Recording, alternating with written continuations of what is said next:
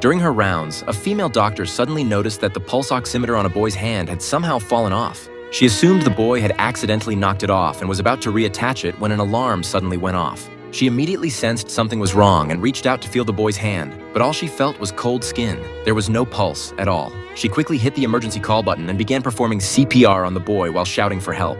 A nurse rushed anxiously into the emergency room, reporting that the boy in the observation room had gone into cardiac arrest. Everyone present was stunned. They had no idea there was another patient in the observation room. It was then that Dr. Jung from the emergency department suddenly remembered that the head nurse had told him about a 16-year-old car accident victim in the adjacent observation room. But at the time, he'd been busy trying to save a critically injured patient on the brink of death and had carelessly forgotten. The truth was, when the boy was first brought to the hospital, he'd been in good physical and mental condition. He'd even been able to call his mother to let her know he was okay and had spent some time on his phone while lying in bed. But shortly after, he suddenly lost consciousness. Dr. Jung realized he'd made a terrible mistake and hurried to the observation room. The female doctor was still desperately trying to resuscitate the boy. Dr. Jung's face was full of remorse as he prayed the boy would pull through. Otherwise, he'd never forgive himself. Unfortunately, the boy didn't make it. He was pronounced dead despite all resuscitation efforts. When the boy's mother received the devastating news, she rushed to the hospital. She couldn't believe that the son she'd just spoken to on the phone was now lying cold and lifeless on the hospital bed. Her grief quickly turned to rage, and she called the hospital director, demanding answers.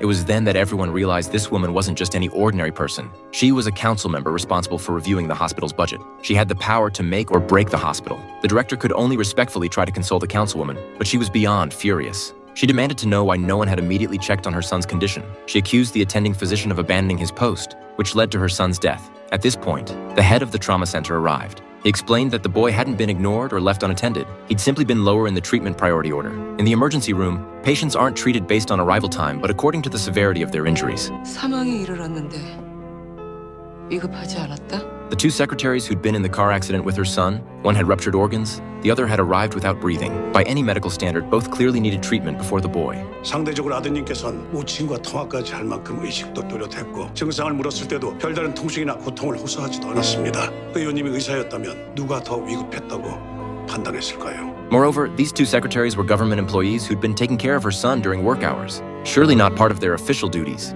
If she insisted on suing the emergency doctors, she'd have to answer these questions in court as well. The woman's face turned ashen. In the end, she had no choice but to leave the hospital in silence with her son's body.